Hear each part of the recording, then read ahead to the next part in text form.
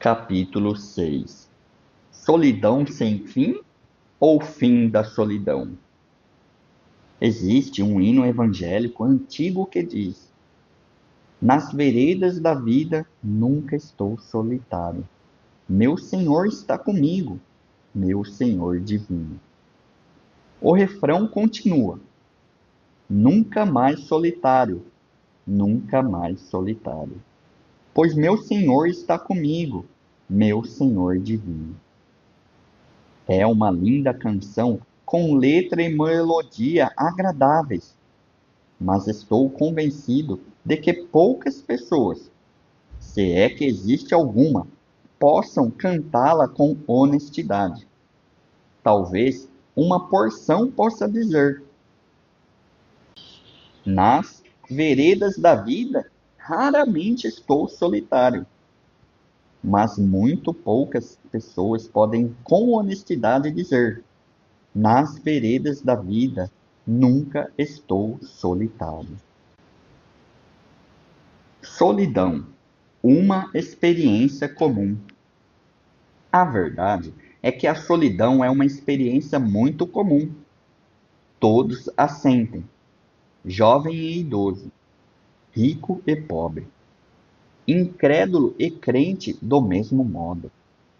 Muitos de nós, em algum momento, podemos nos identificar com as palavras de Davi no Salmo 142. Olha à minha direita e vê, pois não há quem me reconheça, nenhum lugar de refúgio, ninguém que por mim se interesse. Salmo 142, verso 4. Ele apelou a Deus por alívio para a solidão ao prosseguir: atende ao meu clamor, pois me sinto muito fraco. Tira a minha alma do cárcere.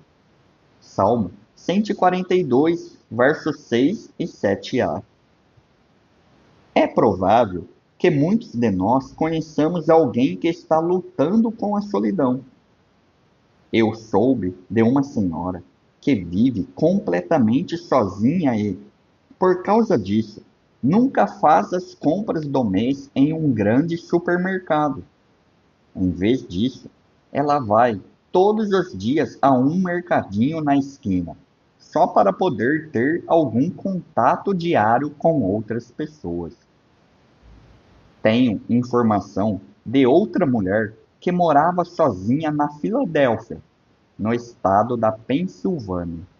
Um dia, os vizinhos perceberam que ela não estava mais indo e vindo como de costume, então chamaram a polícia.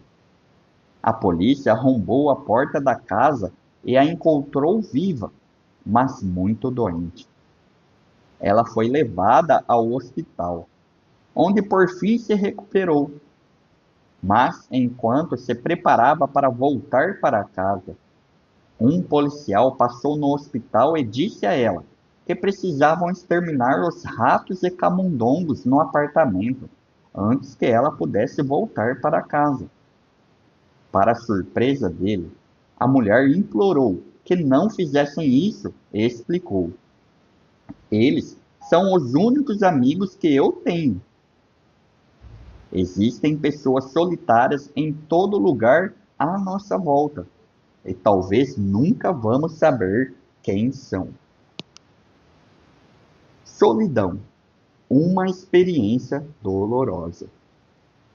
A solidão é uma experiência muito comum, mas também é muito dolorosa e desagradável. Na passagem de 1 dos Reis, capítulo 19, o profeta Elias estava muito angustiado, tão angustiado que pediu para Deus tirar sua vida. Sendo filho de Deus, ele nunca cometeria suicídio, mas desejava tanto morrer que pediu para Deus acabar com sua vida. Por 2 vezes, Elias disse ao Senhor: só fiquei eu. No contexto dos eventos daquele momento, fica claro, como notamos nos capítulos anteriores, que uma das razões pela qual Elias queria morrer era porque se sentia deploravelmente deprimido. Não há dúvida de que a solidão era um fator facilitador na depressão pela qual passava. O Senhor Jesus passou por uma solidão dolorosa no jardim do Getsêmani, próximo ao fim de sua vida na terra. Trouxe 3 de seus discípulos até o jardim e pediu que ficassem em vigília. Ele sabia que o momento em que teria que enfrentar a agonia da cruz estava se aproximando depressa. Então pediu que os 3 discípulos mais íntimos ficassem acordados e orassem com ele, como as Escrituras nos dizem. Em vez disso, os discípulos caíram no sono.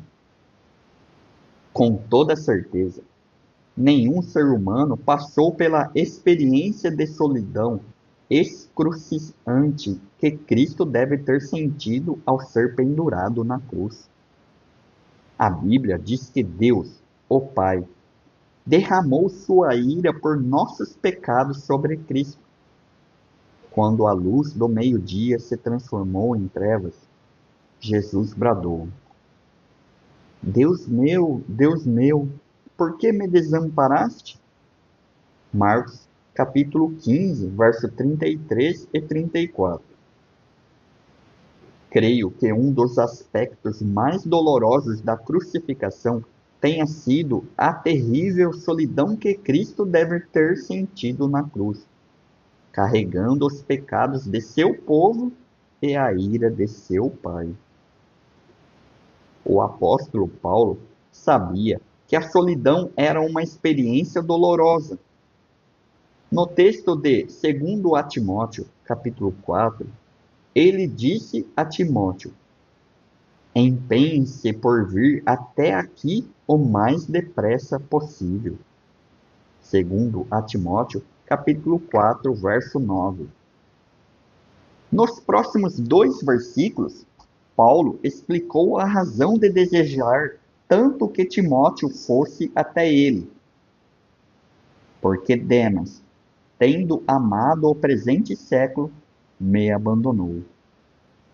Crescente foi para a Galácia. Tito foi para a Dalmácia. Somente Lucas está comigo. 2 Timóteo, capítulo 4, verso 10 e 11. Paulo estava praticamente sozinho e ansiava pela companhia de Timóteo.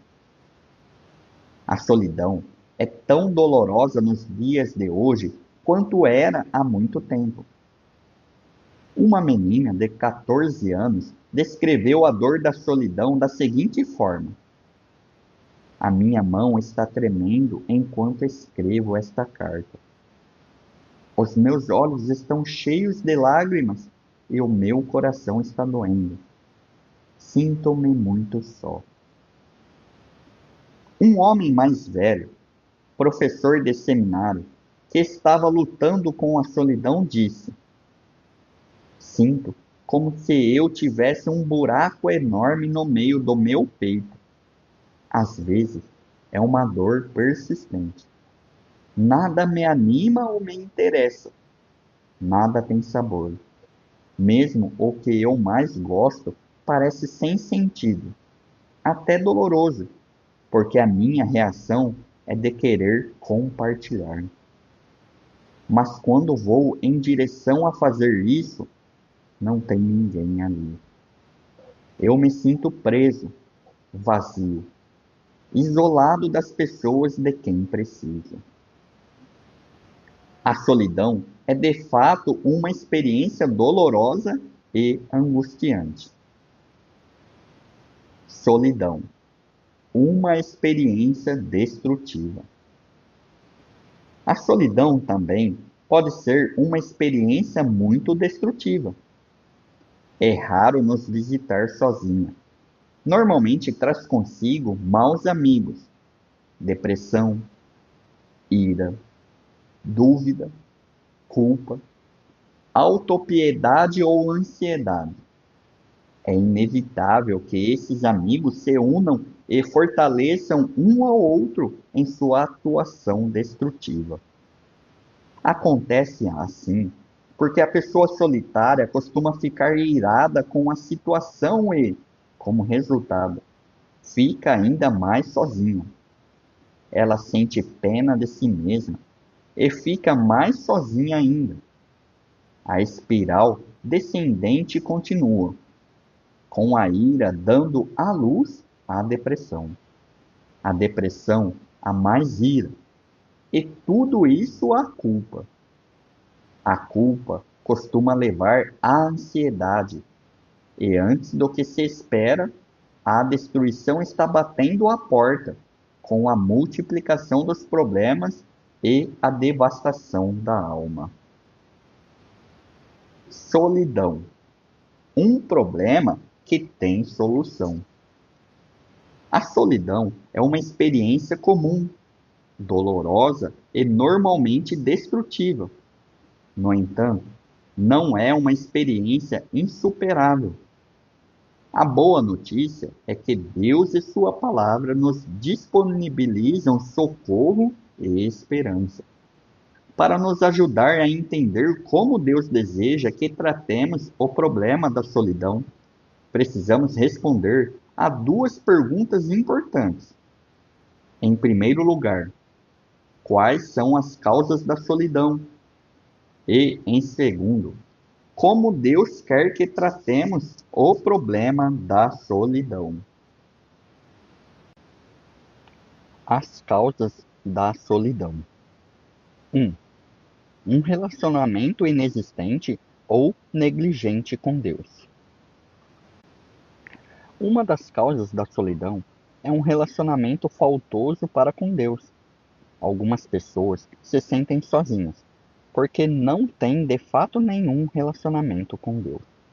A passagem de Isaías, no capítulo 57, no verso 20, nos diz: Os ímpios são como o mar agitado, que não se pode aquietar.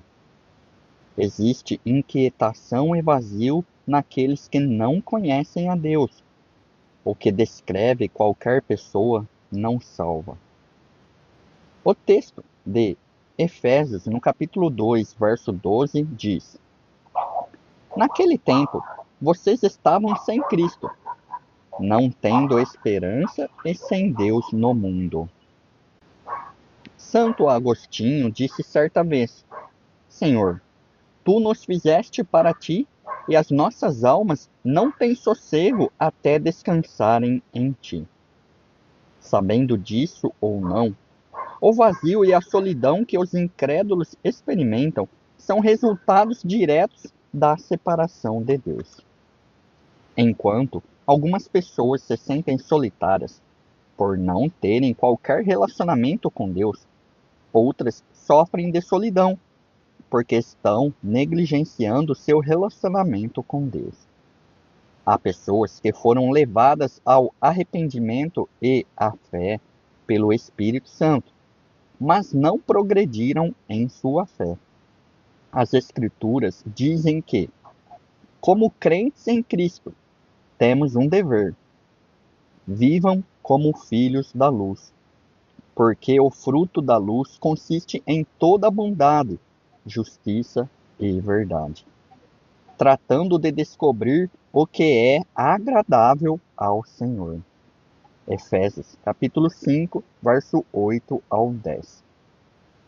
Em outras palavras, devemos andar em obediência, vivendo uma vida que esteja em acordo com a vontade de Deus, a fim de termos uma comunhão adequada e crescente com o Pai.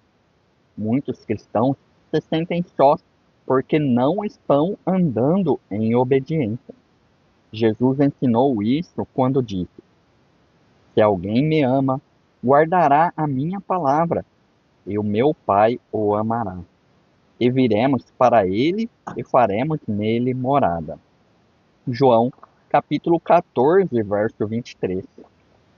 É nosso dever guardar a palavra de Deus, os seus mandamentos.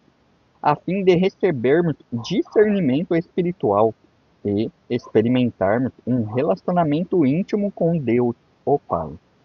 Deus se revela e habita com aqueles que o obedecem. Alguns cristãos sofrem de solidão profunda, porque negligenciam seu relacionamento com Deus. 2. A natureza transitória da vida. Algumas pessoas vivenciam a solidão por causa da natureza transitória da vida. O salmista escreveu sobre a fragilidade da vida. Quanto ao ser humano, os seus dias são como a relva, como a flor do campo, assim ele floresce, mas, soprando nela o vento, desaparece, e não conhecerá, daí em diante, o seu lugar. Salmo 103, verso 15 e 16. A passagem de Tiago, no capítulo 4, verso 14, diz: Vocês não sabem o que acontecerá amanhã. Vocês não passam de neblina que aparece por um instante e logo se dissipa. A vida é de fato passageira e frágil, e, por causa disso, é impossível evitarmos por completo a solidão. As pessoas morrem, se mudam ou trocam de emprego, o que significa que os relacionamentos se modificam o tempo todo e algumas vezes acabam.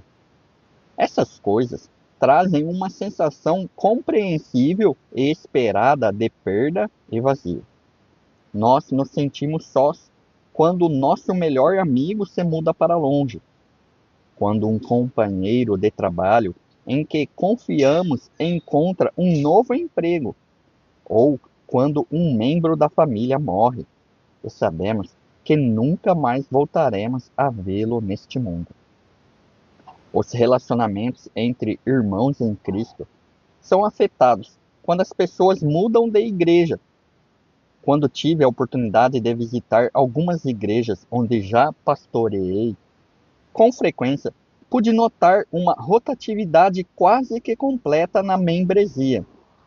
Em termos de relacionamentos em nossa vida, vivemos em um estado de fluxo constante.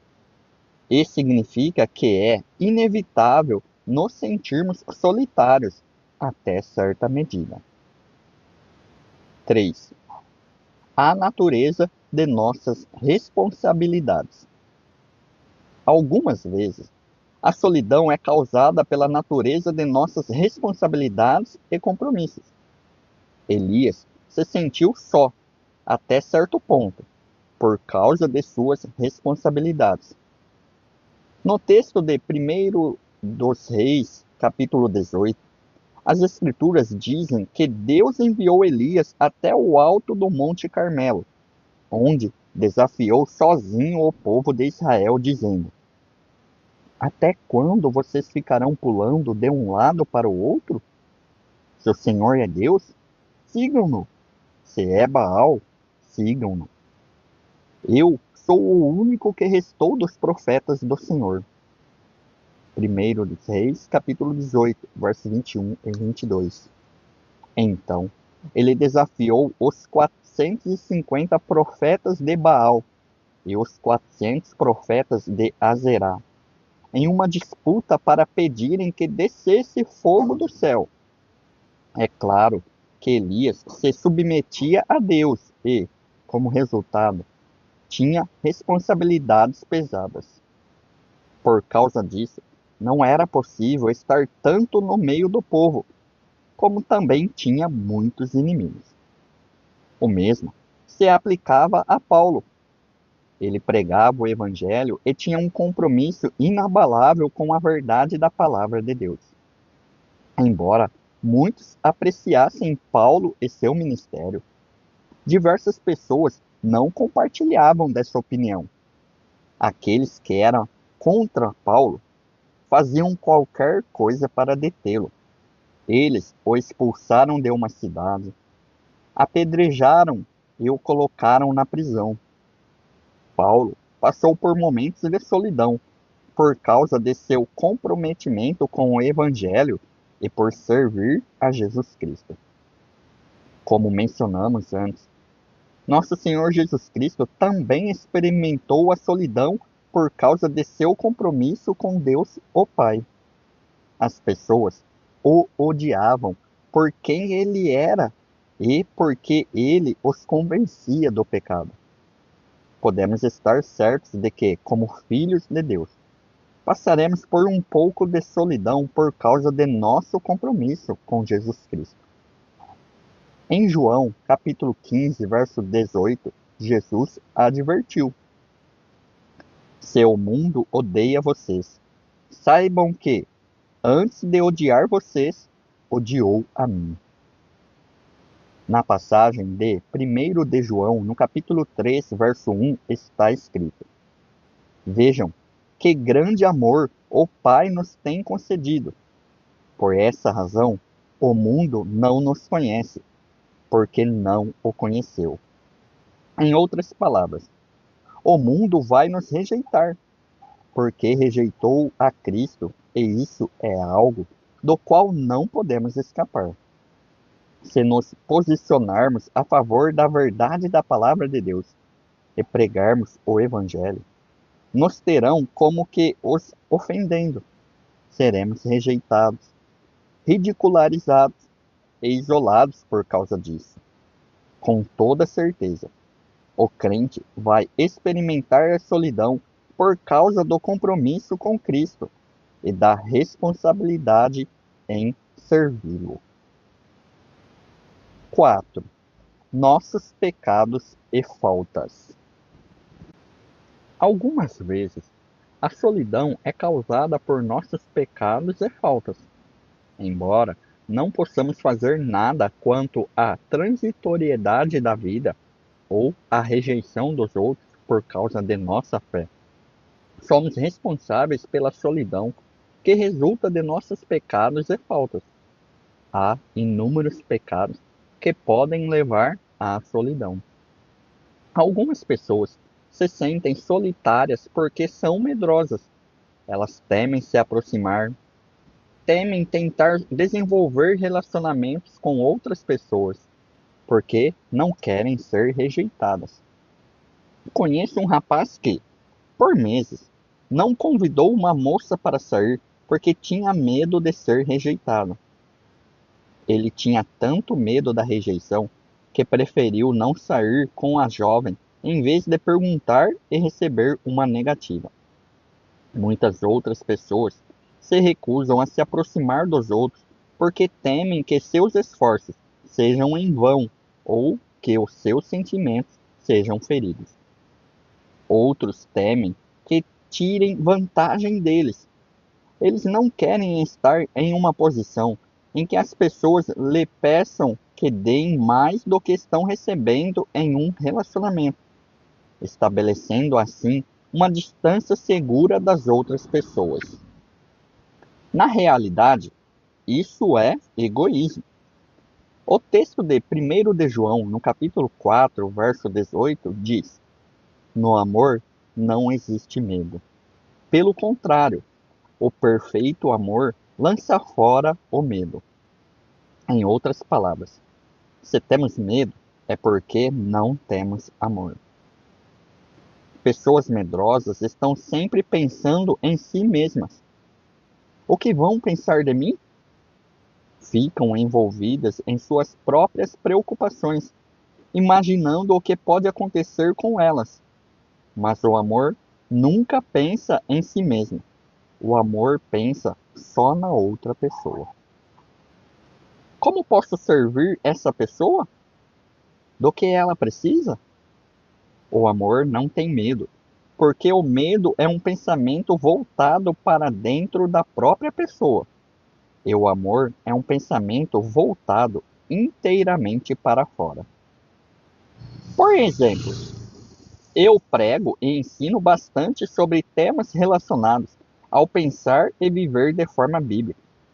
Se eu ficar com medo, me preocuparei se as pessoas ficarão entediadas com o meu material, se irão me criticar ou se eu nunca mais serei convidado a voltar. Mas se, em vez disso, eu pensar em amor, que Deus me deu uma mensagem importante de Sua palavra e que as pessoas precisam ouvi-la, então serei ousado em minha pregação, ávido para mostrar o amor aos outros, me aproximando deles com o que precisam. O medo egoísta é um pecado que pode levar à solidão. Nessa mesma linha, a preocupação consigo mesmo é um pecado que pode acarretar a solidão. Alguns estão tão focados em si mesmos que têm dificuldade de desenvolver amizades verdadeiras. Quando outras pessoas estão à sua volta, ele só consegue falar sobre si mesmo, seja sobre seus talentos e sucessos, ou de seus problemas e fracassos. Tudo diz respeito a ele. Mais cedo ou mais tarde, muitas pessoas simplesmente se afastam. Há vezes em que a pessoa sofre de solidão porque deixa de se abrir com os outros. Ela mantém tudo para si mesma, trancando a 7 chaves as questões secretas do coração. Já aconselhei várias pessoas que sofriam de solidão e, ao trabalhar com elas, fiquei impressionado ao descobrir como muitas delas eram completamente fechadas. Elas não confiavam nas outras pessoas e resistiam em se abrir com qualquer um. A passagem de 1 de João, no capítulo 1, verso 7, diz: Se andarmos na luz, como Ele está na luz, mantemos comunhão uns com os outros, e o sangue de Jesus, seu Filho, nos purifica de todo pecado. Uma das coisas que andar na luz significa é viver com transparência, de forma aberta e honesta, diante dos outros. Em outras palavras, nós não tentamos fingir ser alguém ou algo que não somos. Não nos esforçamos para encobrir nossas fraquezas. Quando andamos na luz, nos expomos de forma voluntária para os outros e deixamos que nos vejam por quem somos de fato. As Escrituras dizem que esse é o segredo para o bom relacionamento com outras pessoas, para manter comunhão uns com os outros. O mesmo se aplica em termos de relacionamento com o Senhor. Os próximos 2 versículos prosseguem dizendo: Se dissermos que não temos pecado nenhum, a nós mesmos enganamos, e a verdade não está em nós. Se confessarmos os nossos pecados, Ele é fiel e justo para nos perdoar os pecados e nos purificar de toda injustiça. 1 de João, capítulo 1, verso 8 e 9. A franqueza e a honestidade são uma exigência absoluta no relacionamento com Deus. Apenas quando admitimos nossa pecaminosidade com franqueza para Deus, Ele nos perdoa e nos restaura a um correto relacionamento com Ele mesmo. Andar na luz. Ser franco e honesto com Deus e com as outras pessoas é o segredo da boa comunhão. Há algum tempo, dei aula em uma conferência sobre escola dominical na região de Allentown, no estado da Pensilvânia. Quando terminei, uma mulher veio até mim e disse: Eu quero ter o tipo de comunhão e amizade profundas com os outros que você falou, mas não conheço ninguém que esteja disposto a ser franco comigo. O que eu faço? Eu quero ser capaz de me aproximar das pessoas para receber ajuda e compartilhar os meus problemas.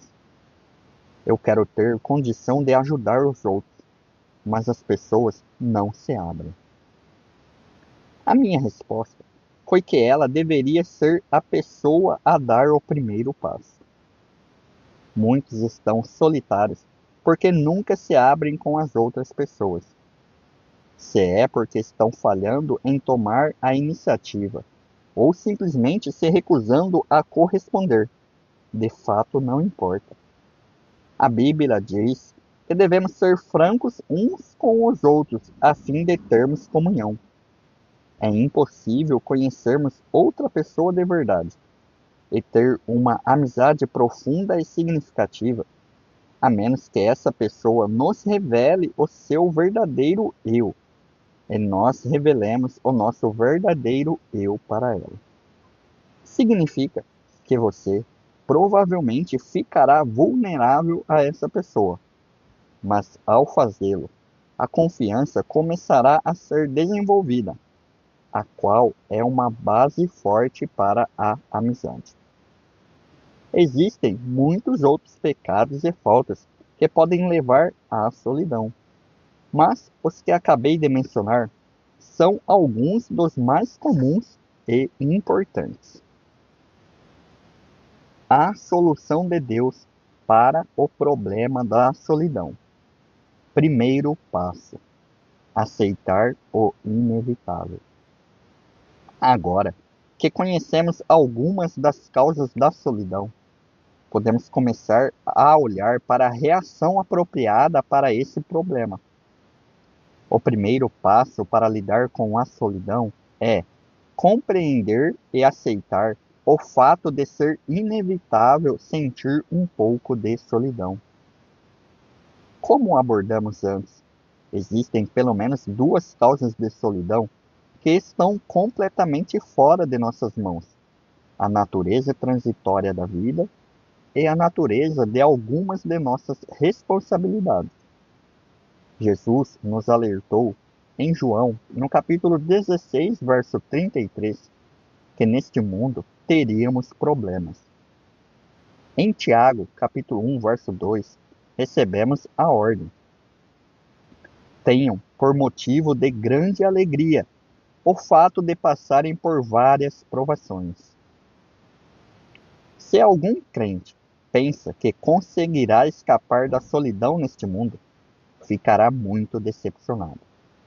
Mas, como filhos de Deus, temos esperança nessa dificuldade anunciada. Mas agora, assim diz o Senhor que o criou: não tenha medo, porque eu o remi. Quando você passar pelas águas, eu estarei com você. Quando passar pelos rios, eles não o submergirão. Quando passar pelo fogo, você não se queimará. As chamas não o atingirão. Isaías, capítulo 43, verso 1 e 2. Aqui vemos a palavra quando sendo usada, indicando que as provações devem ser algo esperado. A solidão neste mundo maligno do presente é inevitável. Alguns de nós enfrentaremos muita solidão, outros sofrerão menos, mas todos nós experimentaremos alguma parcela de solidão.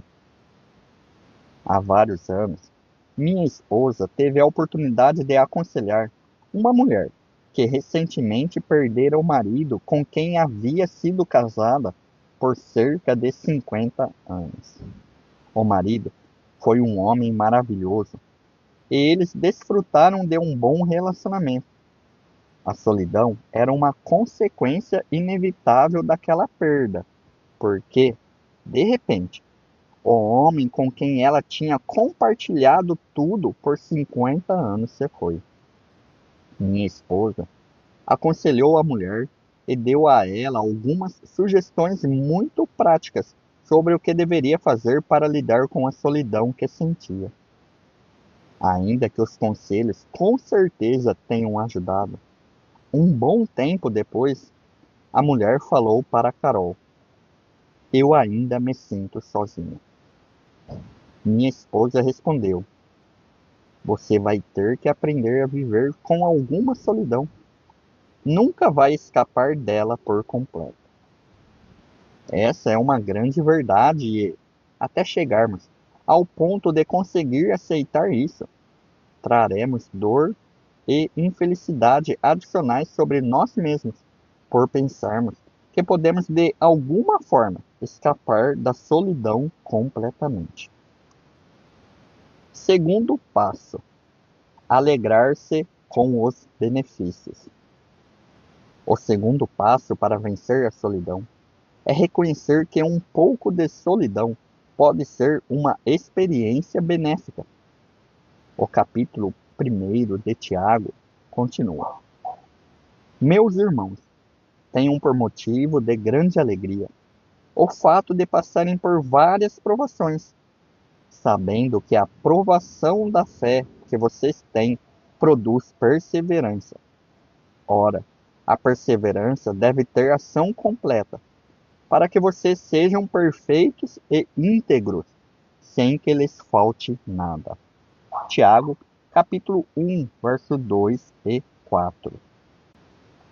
A mensagem de Tiago aos crentes em Cristo era que as provações são de fato dolorosas, mas devemos nos sentir encorajados por saber que Deus as usa para fazer coisas boas em nossa vida. Por isso, podemos aceitar a provação da solidão como algo necessário e benéfico. Como Deus pode usar a solidão para o bem em nossa vida? Um motivo é que a solidão pode nos estimular a orar mais. No Salmo 142, Davi clamou a Deus em seu momento de solidão. Ao Senhor ergo a minha voz e clamo. Com a minha voz suplico ao Senhor. Salmo 142, verso 1. Se a solidão nos conduz a Deus, então com certeza esse é um bom resultado. A solidão também pode estimular a meditação e a reflexão. Ela pode nos fazer voltar para a palavra quando buscamos descobrir o que Deus tem a dizer sobre nosso problema. A solidão pode nos fazer examinar a nós mesmos, pensar sobre mudanças que precisamos fazer em nossa vida. Todos esses resultados são benéficos. A solidão pode nos ajudar a desenvolver compreensão e compaixão por outros em situação semelhante. Pode nos levar a perceber nossa necessidade de outras pessoas. Às vezes, podemos nos tornar um tanto independentes e não nos dar conta de quanto estamos realmente solitários, até que alguma coisa aconteça. Precisamos de relacionamentos significativos com outras pessoas, a fim de podermos ministrar a elas e permitir que elas ministrem a nós também. Se compreendermos isso, a solidão pode, na verdade, nos impelir a nos aproximarmos de outras pessoas. Embora a circunstância da solidão possa ser dolorosa, pode nos ajudar a melhorar nossos relacionamentos com os outros. Por fim, a solidão pode ser benéfica, porque pode nos motivar a olhar para frente, para o futuro no céu. Nunca teremos uma experiência de comunhão perfeita ou duradoura com ninguém neste mundo. Somente no céu, onde não existirá mais pecado e morte. Não haverá mais quebra de relacionamento. Reconhecer os vários aspectos benéficos da solidão é uma parte importante do processo de superá-la. Terceiro passo: conhecer melhor a Deus. O terceiro passo para vencer a solidão é desenvolver um relacionamento íntimo com Deus. Para aqueles que ainda não são salvos, exige um novo nascimento em Cristo. Nos tornamos filhos de Deus somente quando percebemos que necessitamos de um Salvador. Confessamos nossos pecados, nos arrependemos deles e professamos a fé apenas em Jesus Cristo para a salvação. Para os que já são convertidos, exige praticar a presença de Deus. Em outras palavras, precisamos ser ativos na busca para desenvolver um relacionamento mais profundo com o Senhor, para que Ele seja o centro de tudo o que pensamos, dizemos e fazemos, a todo momento, todos os dias.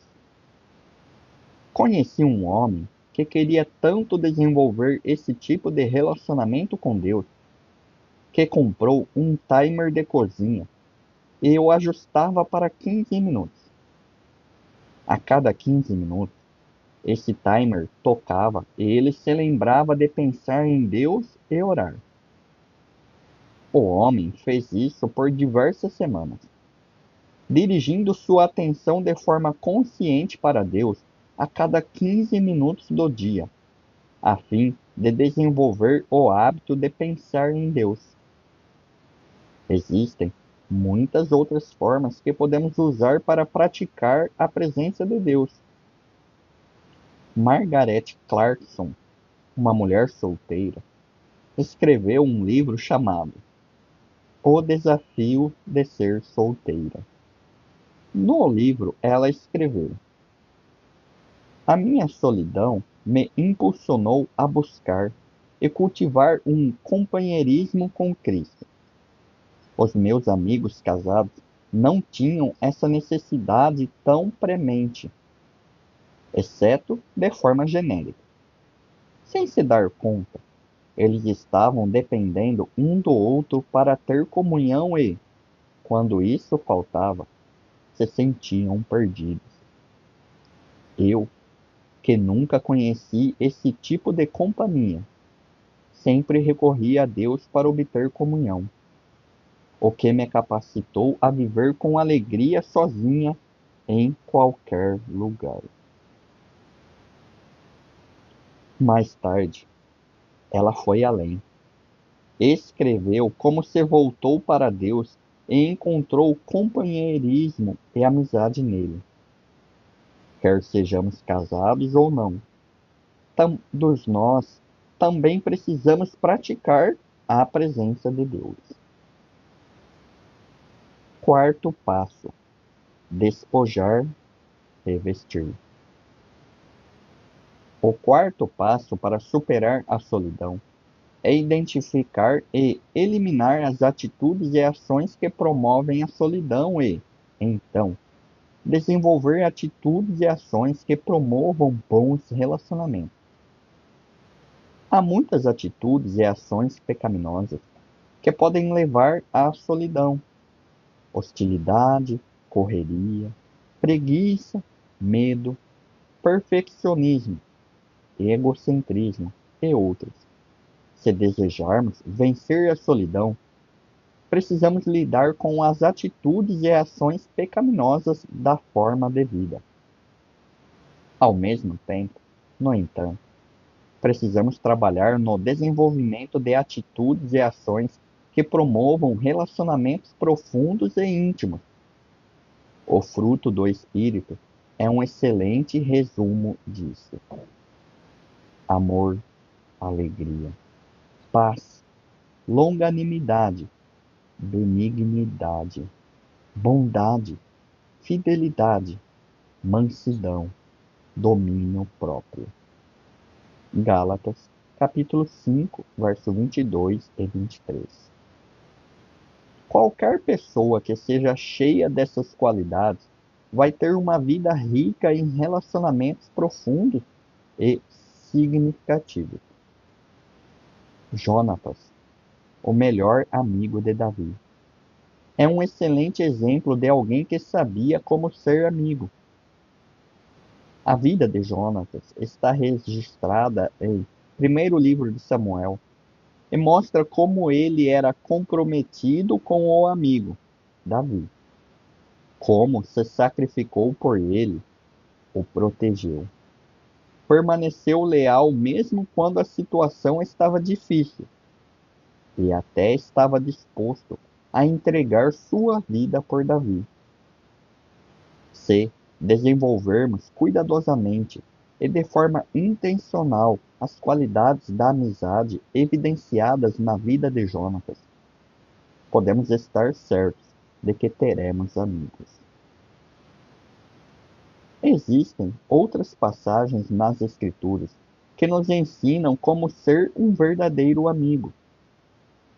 Os mandamentos do Novo Testamento de uns aos outros são boas passagens a serem estudadas. Por exemplo, Romanos capítulo 12, no verso 10 diz: Amem uns aos outros com amor fraternal. As pessoas serão naturalmente atraídas para nós se virem que nos dedicamos a elas, nos comprometemos por inteiro e temos uma preocupação genuína com seu bem-estar. Por outro lado, as pessoas serão repelidas se sentirem que não estamos de fato interessados nelas. Existem mais mandamentos como esse.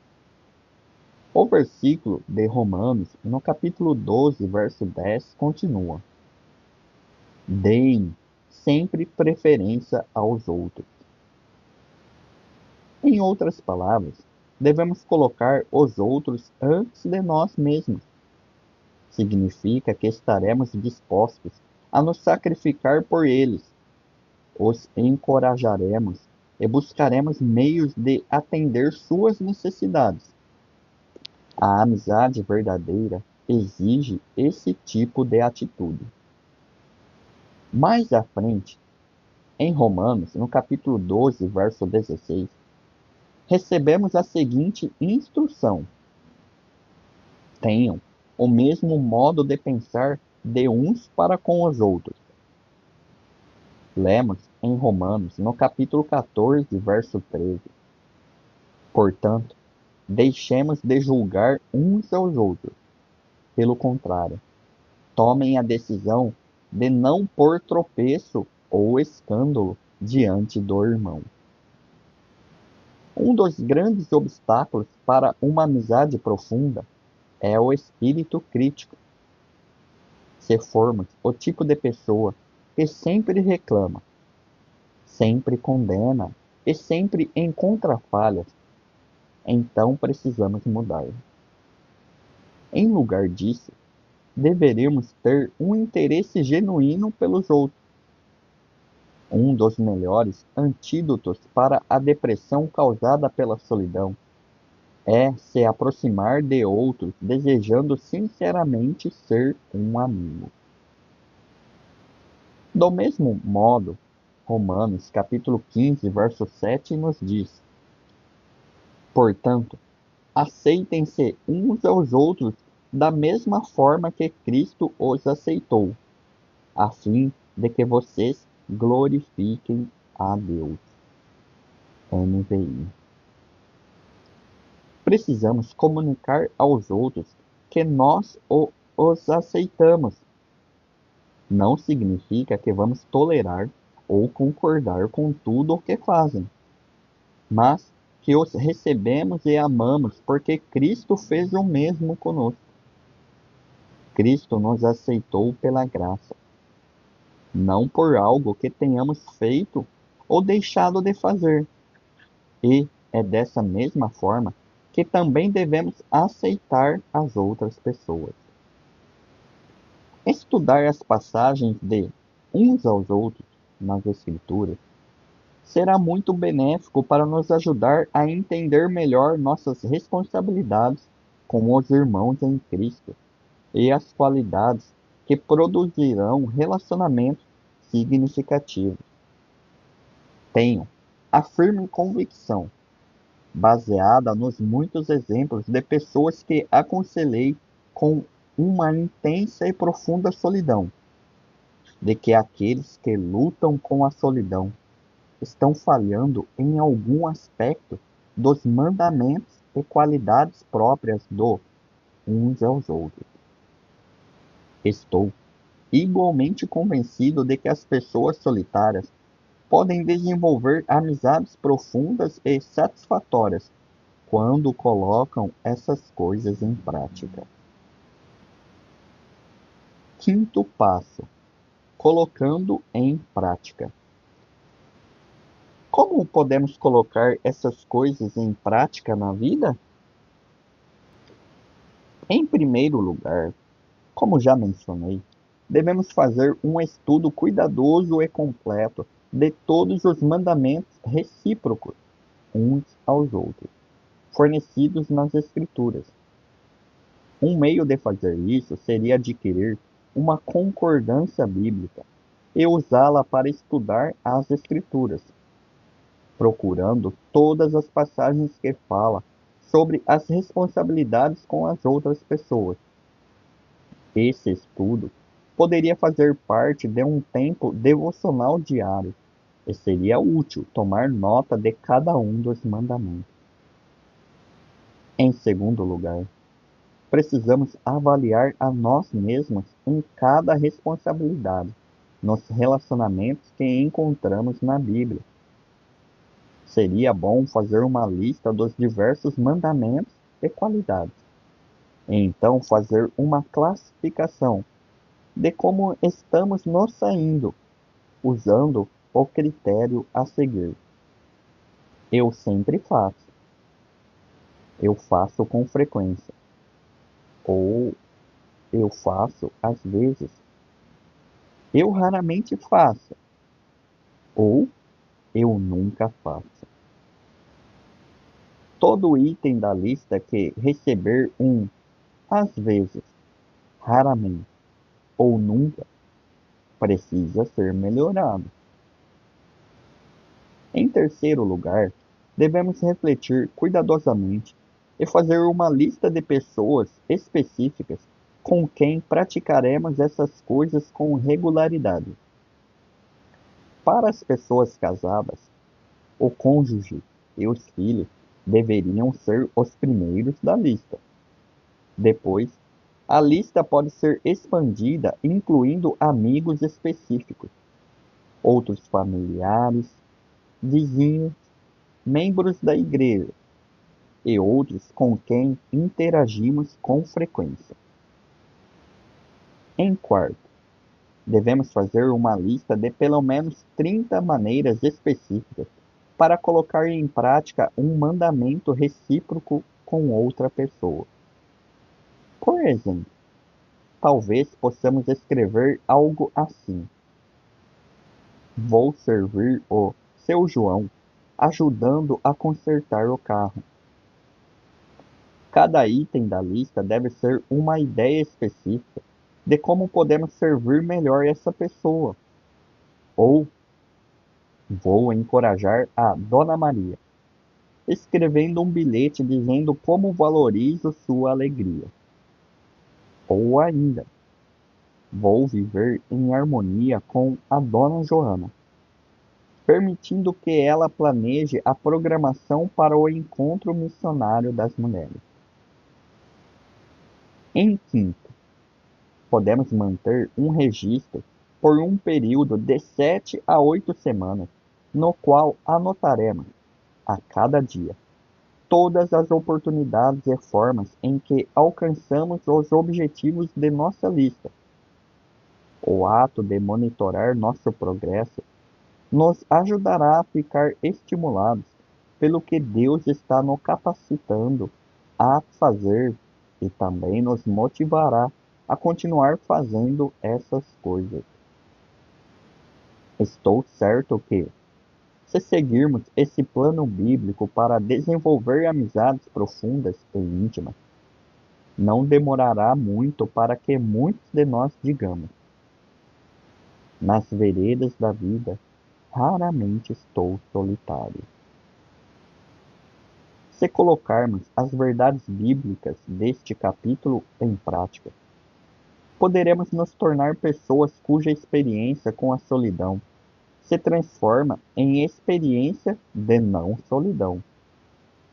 Deus nos deu nas Escrituras tudo o que precisamos para a vida e para a piedade.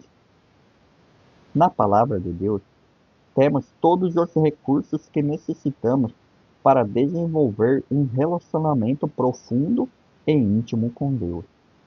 E também com as outras pessoas. Que Deus nos ajude a não sermos meros ouvintes do que Ele tem a dizer, mas a andarmos em obediência. Como o apóstolo Tiago, no capítulo 1, verso 25, nos exorta a fazer. Que Deus auxilie a cada um de nós a crescer no conhecimento de Sua palavra e a mudar o que precisa ser mudado. Ao nos examinarmos e buscarmos crescimento, Deus nos dará poder e força para glorificá-lo e vivermos vidas plenas, satisfatórias e significativas. Perguntas para discussão e aplicação. 1. Você concorda com a afirmação de que a solidão é uma experiência muito comum? 2. Que exemplos bíblicos de solidão se encontram na palavra de Deus? 3. Você conhece alguém que seja de fato solitário? Você já se sentiu solitário? 4. O que quer dizer a afirmação de que a solidão pode ser uma experiência destrutiva? Como isso é verdade? 5. Você concorda com a afirmação de que uma das causas da solidão é um relacionamento inexistente ou negligente com Deus? Por que é verdade? 6. O que significa a afirmação de que uma das causas da solidão é a natureza transitória da vida? 7. Uma das causas da solidão é a natureza de nossas responsabilidades e compromissos. Como isso é verdade? Dê exemplo. 8. Qual o significado da afirmação de que nossos pecados e faltas são uma das causas da solidão? Como isso pode ser verdade? Dê exemplo. 9. Foi dito que para resolver a tristeza que acompanha a solidão, é necessário aceitar o inevitável. Como isso é possível? 10. Uma forma de resolver a tristeza que acompanha a solidão é se alegrar nos benefícios de estar sozinho. Quais são os benefícios de estar sozinho? 11. O que significa a afirmação de que é necessário praticar a presença de Deus para vencer melancolia da solidão? Como é possível fazer isso? 12. Outro meio de superar a solidão é praticar a dinâmica do despojar, revestir.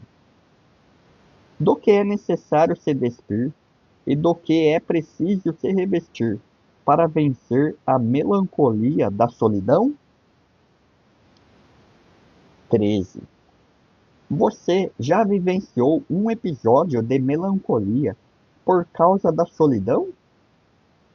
Explique os detalhes das situações relacionadas ao seu caso de tristeza por causa da solidão.